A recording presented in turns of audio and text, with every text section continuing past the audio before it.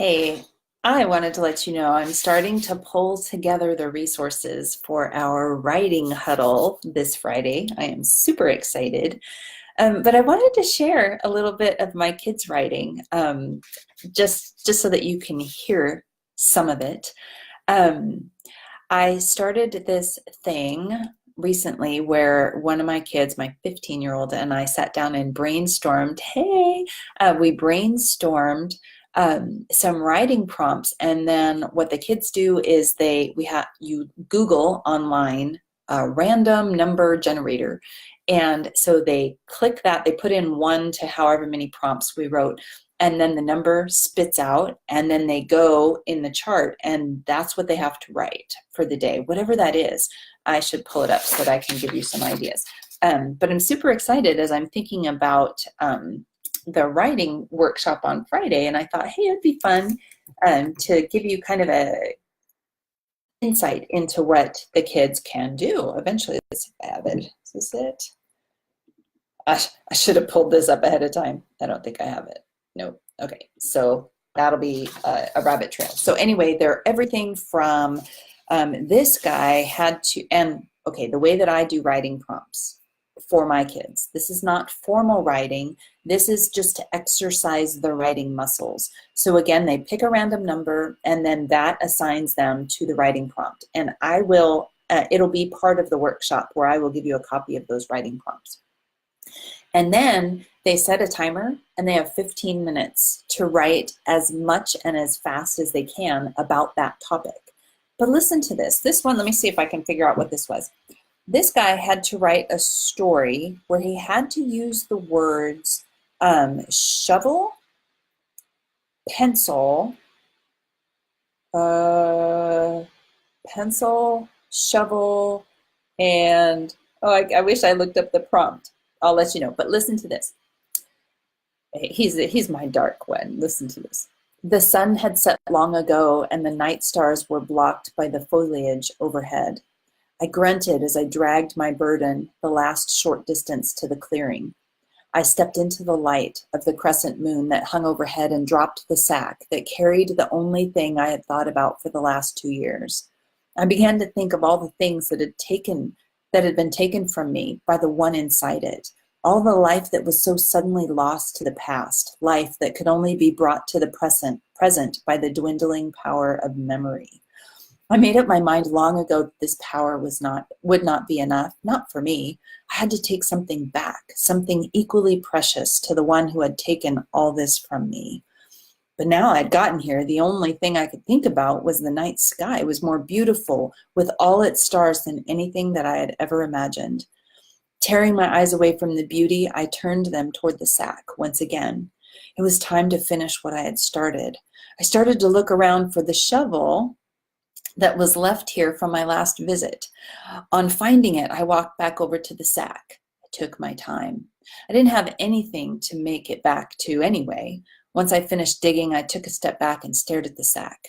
I stood there a long time. I was brought back to reality when I realized that it was starting to get lighter. I reached down, grabbed hold of the sack, and dropped it into the newly excavated hole. I started to fill it. With each pile of isn't it good? Okay, this is like a 15-minute brain dump.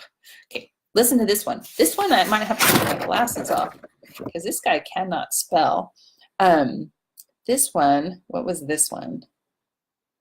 Okay, this is a totally different writing prompt. But this is how does this kind of writing happen? By reading. That's the secret to writing, is reading and brainstorming. The more the kids hear language flowing through them, the more they can pull it out. You cannot write from an empty brain. You have to have a mind filled with words and poetry and language. Listen to this. Father, tell me about your journeys in the north. The father looked down at his son and he smiled. Wrinkles spread across his face. Okay, the first one was written by my 15-year-old and has 0 spelling errors. This one is written by my dyslexic 13-year-old who can't spell for beans, and there's almost no punctuation written in this. But when you're writing to a prompt, you start writing and you don't stop. You don't worry about spelling and you don't worry about punctuation, grammar, tenses, any of that. It's just a brain dump when you're writing to a prompt or when you're writing a draft. So no question about punctuation. So this one's a little bit harder. I actually have to take my glasses off because I have to interpret the punctuation as I'm reading. But again, Father, tell me about your journeys in the north. The father looked down at his son and he smiled. Wrinkles spread across his face. Sitting on the foot of the bed, he locked eyes with his son. Clearing his throat, he started to tell the story. Many years ago, poking his son in the belly, his son giggled with delight. Before you were born, I decided to journey to the northern lands like my father before me. It took a year to find the mountains of the forgotten lands. As I walked over the mountains, I saw many wonders. He paused to tuck his son in the bed coverings. I saw the ancient Phoenix King, Lord of the heavens. I saw trolls and the mighty griffins, M-I-T-Y, griffins. I saw a giant towering over the mountains, but I didn't see a thing that I'd come for, so I pressed on. When I finally got over the mountain range, a vast valley lay before me. The mossy rocks made of mist over the vast landscape. After the valley, there was a forest, so I pressed on to the forest, looking for the peace that my grandfather and my father had both fallen to obtain. When I got to the edge of the forest, a spirit of the forest warned me that all that have entered have never returned. I ignored the warning and entered the forest. A hot breeze passed over me. I felt a powerful presence watching and looking around. I saw no living thing. Then the trees moved, and I looked closer. The trees weren't moving, but a huge creature. It must have been 200 cubits long. A voice entered my mind. The father deepened his voice, imitating the creature. Why have you disturbed me? This writing prompt, oh my gosh, I love it when kids embrace writing. This writing prompt was that he had to write about a dragon, and he had to talk about what the dragon looked like, what it ate, what it was afraid of, that kind of thing. And he goes on to tell the story from the perspective of a dad tucking in his son at bed, telling him a bedtime story about a dragon. How cool is this? This doesn't just happen. Like I said, writing comes from a wealth of rich stories that we have told our kids, that we've read aloud with our kids, or that our kids read to themselves. And all of 5 of my kids are excellent writers. I don't know. I think if I was Emily's kid, I might be an amazing knitter, because you kind of pass on what you love, and I love writing. And so I have my older son weaves tales that are fantastic. My second son is a screenwriter and a very creative writer. My 16-year-old, 15-year-old, and my dyslexic write these fantastic tales that are riddled with punctuation and spelling errors that make literature teachers cry. Like English professors would roll over, and like their red pens would explode in their hands. But I don't care yet about the grammar and the punctuation. See, I want the story to come out. I want the directions to come out, the instructions, the argument, the persuasion. Punctuation and spelling, that's the easy stuff. The creativity and the quoting and the conversational language, these are things that are really hard to teach, but amazingly easy to glean from fantastic literature.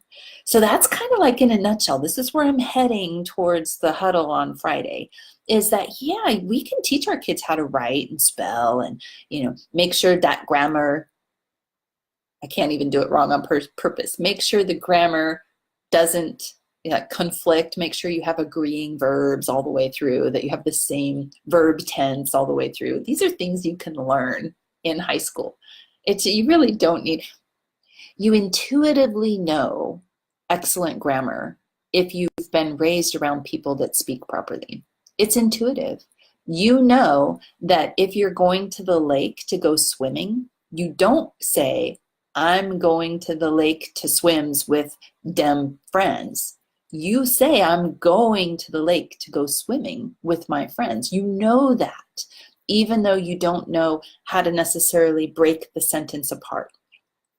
My son here, his spelling makes my spelling nerves like go, woo, and it's just crazy. But I don't focus on the spelling. I'm looking for the story.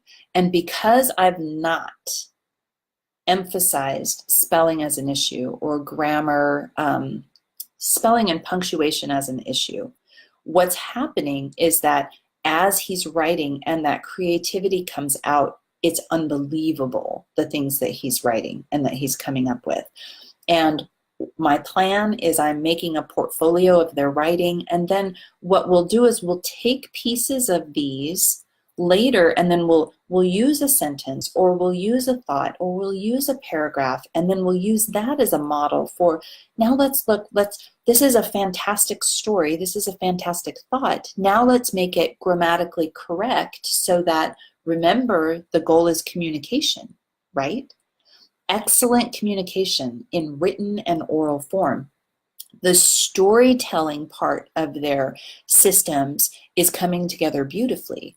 By the time they graduate high school, I will also have taught them to spell and to punctuate properly. But I'm not in a rush because I want the story to come out.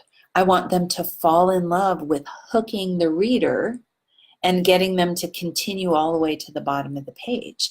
I want them to pursue writing their fantasy fictions or their poetry or instructions for whatever it is that they're writing. I want them to dive in. And so anyway, that's what this is. I just wanted to share these little glimpses of where you're headed when you take a step back from the curriculum and the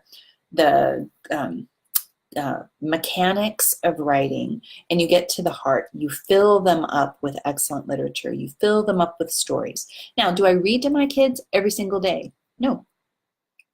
I actually haven't read aloud in a while, and I need to. But over the course of homeschooling, we have made reading aloud as the core of how we get these thoughts and ideas into our kids' minds.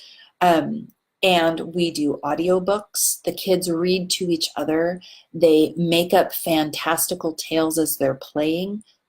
My kids still play. My kids are 13, 15, 16, and 20 that still live at home, and they will absolutely grab those play swords and go run around in the backyard. But before they go play, they weave tales like this that are fantastic with backstories and legends and lands to be discovered, and then they go play. It's fantastic. So anyway, I am thinking about this writing thing, and the more I just get prepared, the more I'm excited. So Friday is our huddle. You may not recognize me on Friday because that's the day I turn 50. And I know I don't look 50, but I might look 50 on Friday. Don't be alarmed if I look 50 on Friday because it's my birthday. But anyway, we're going to do the writing workshop. I have it planned again for 3 o'clock Pacific time. One of my kids, no, 3:30 Pacific time. I have to pick up a kiddo at 2:50, and then I will be back and come back on. There's no best time for everybody to meet with the huddle, so I have to do what works for me and then hope that anybody that can't make it live will either come back and watch the replay here, or they'll go to our huddle portal where you can get all the huddles. So anyway, I'm looking forward to talking with you guys on Friday. I would love to hear your kids' creative endeavors as they write. If they're little, you become the secretary, or you get a tape recorder and you tell the stories there. Don't worry about the handwriting stuff. My kid that wrote about the prompt where he had to write about the shovel and the pencil and something else. I can't remember the whole prompt, but there were 4 things that he had to include in the story. We call him the green giant, the gentle giant. He's like 6'2", 15, and he's always been really big. On the percentile, he has always been in the 105th percentile for height. He's huge, and his body grew faster than his fingers and his fine motor skills. So for years, I was his secretary because his hand couldn't keep up with his thoughts. And when I look at a 8-year-old or a 10-year-old and I say, wow, you should really be able to write this yourself because that's what the textbooks say, then I crush his creative spirit. Instead, thanks to my unbelievable husband, we look forward to, well, what's our end goal? Our end goal is that they will be excellent communicators by the time they graduate high school. So because he's still in high school, or when he was younger, we weren't looking at high school graduation. We were looking at an 8-year-old or an 11-year-old. I had no problem grabbing a pencil or breaking out the typewriter, keyboard, and just typing his thoughts as he dictated them to me. So I want to encourage you, if your kids aren't holding pencils yet, don't stop them from creative writing. But the trick is set a timer and only do it in a short bursts. And both of these kids are begging me, can I go back and finish my story? That's success in writing. Can I please go back and finish my writing? That's success. So anyway, see you guys on Friday. I would love to hear what your kids come up with, and I will talk to you soon. Can't wait to see you on Friday. Bye.